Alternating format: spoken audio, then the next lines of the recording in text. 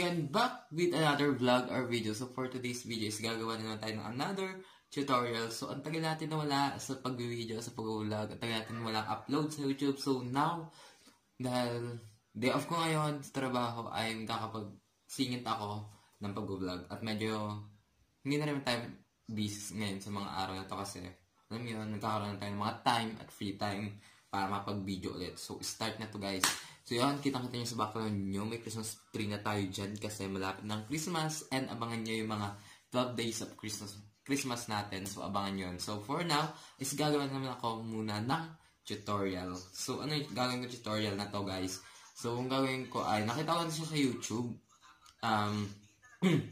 Napanood ko siya sa video ni Kuya Ram Paredes. And which is, gusto ko rin siya itry kasi as you can see naman guys, dati kasi nagpakulot ako ng buhok. At yan, nakikita nyo diba?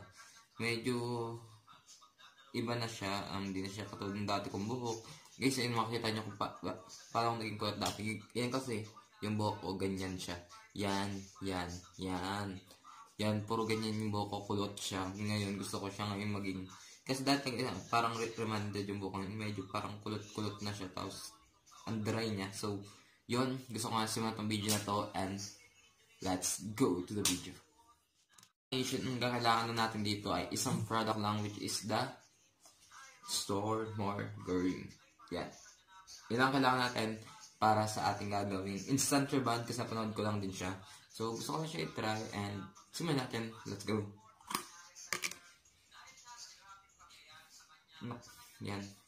Sabi ko kasi napanood ko yung video ni Kuya Ram is parang gagawin niya, salagay ka lang dyan sa tip ng fingers mo and parang gawin mo lang siya. Tapos kuha ka ng mga strand ng buhok mo, papahid mo lang siya and dyan nag-dry talaga yung buhok ko guys. So, dati kasi bagsak na bagsak yung buhok ko and dyan, so strand lang, lagay ka lang sa bawat strand.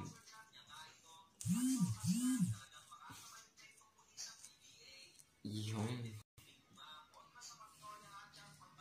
Para daw, parang instant rebond na. Try natin, effective ba talaga sa atin. Pero siya makita niyo naman guys.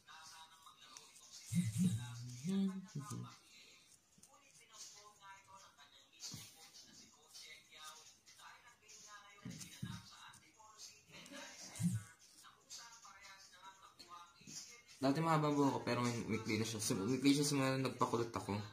Yan. Ay, nakita nyo naman guys, ang dry ng buhok ko.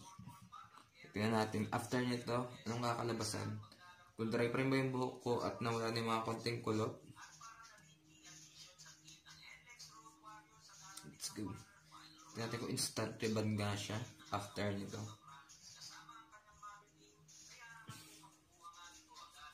Kasi na mga kailangan ko kasi may clean yung buhok ko. Kasi naggupitan ko na siya, kapagupit ko lang. And luwasan na siya ng konti. And yun. Medyo malang siya, medyo greasy siya sa buhok. Pero, mamaya.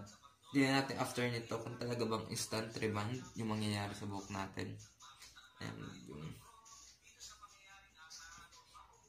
Hindi na siya mabaho sa buhok, malangis lang siya.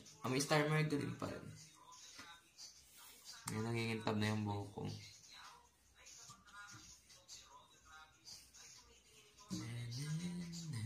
Piling ko mabilis na itong vlog na to. Tingnan natin after.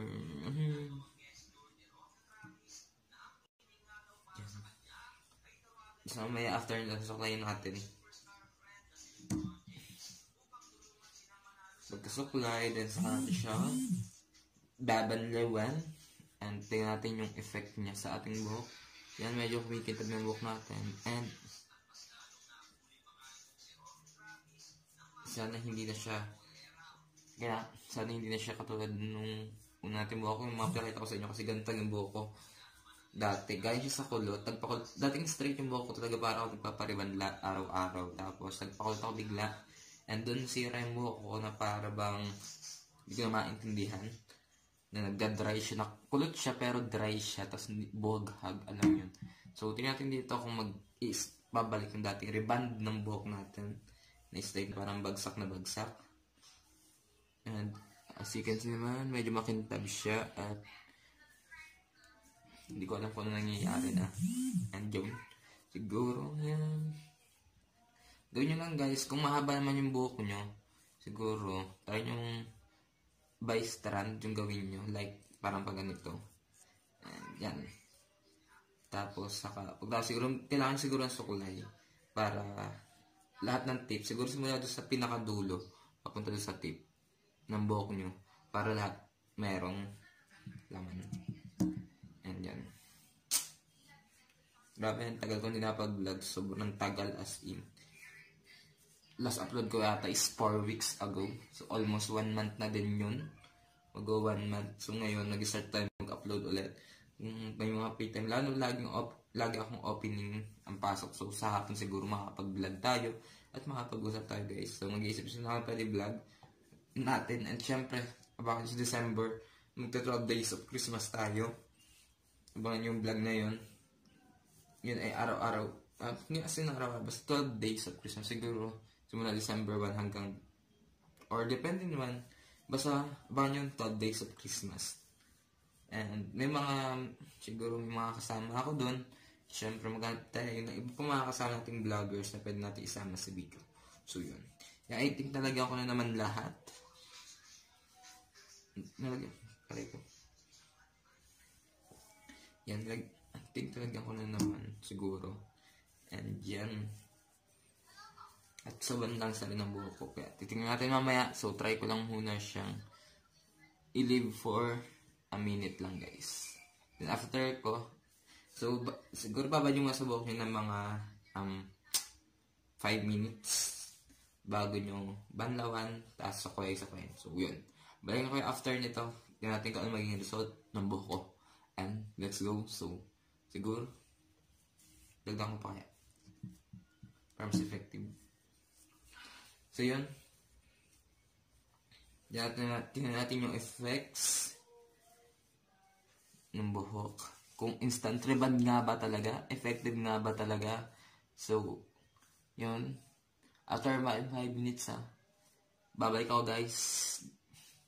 Tingnan natin kung instant rebond ba talaga. So, balikan kayo.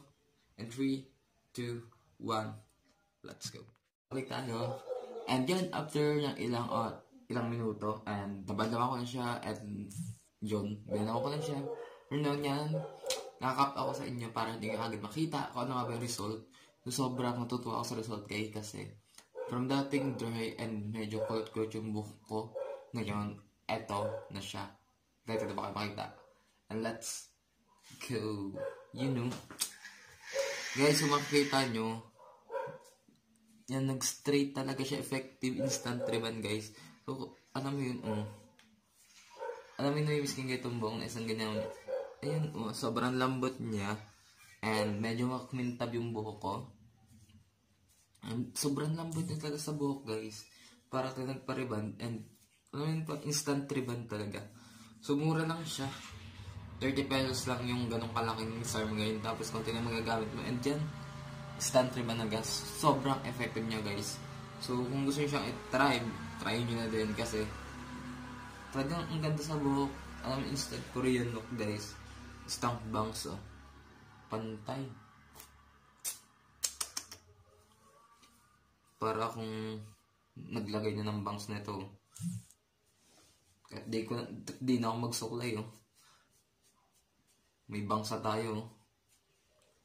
Bagsak siya guys Hindi katulad kanina na parang pag ginanya mo siya nabalik siya sa bagsak. Diba? Instant Korean. Talagang kita nyo siya, nagsishine talaga siya at parang instant rebond siya. Sobrang dating kanina dry na dry siya ngayon. Parang alam mo yung nagpa-relax or nagpa-rebond ng buhok o nagpa-plancha ng buhok. So ganun siya guys, tingnan nyo naman Yan, sobrang natuwa sa dun sa naging result and hindi na nagkamali na talagang effective talaga yung result na yun guys. So ginaya ko lang siya sa co-vloggers ko si Kuya Ram. And kung gusto nyo panoorin din yung ginawa yung channel, so panoorin nyo guys, yan. And yun. So sobrang tuwa kasi nagpakulot ako, medyo dry talaga yung buhok ko. Tapos pag parang medyo kumukulot na rin siya. And magkabit pa ako magkabit. Pero parang ayoko na at magpakulot. Pero okay, ako connect ako sa buhok ko na ganyan. And yun. So, sobrang natutuwa talaga ako. And yun na nga guys. So, yun lang. Hanggang doon lang talaga yung video na to. Tinry ko lang talaga kung effective ba talaga or not. Para sa akin is effective talaga siya. So, kung gusto nyo try, bilhin na rin kayo ng Star Margarine. So, hindi po to. Wala po itong bayad for to. Basta bilhin ako yung Star Margarine, try nyo din kung baka sa inyo mag-effective din yung Star Margarine na stunt reband. So, yun, hanggang dito lang itong video na to. So, huwag lang kakalimutan mag-share, subscribe, and like this video kung nagustuhan nyo talaga. And syempre, share to your friends. And don't forget to subscribe to my channel. Yan, just click down below guys. Subscribe na kayo. And syempre, kung nagustuhan nyo itong video na mag-comment din kayo kung ano mga pwede pa natin gawing tutorial and yun. So, ang dami natin pwedeng gawin. So, ang dami ko nakatinggang vlogs na gusto ko i-upload and yun. Abangan nyo sa mga susunod na araw kung ma-upload ko. Pero, kakayanin. I-upload natin guys. So, yun. So, thank you for watching and see you soon on my next vlog. And bye.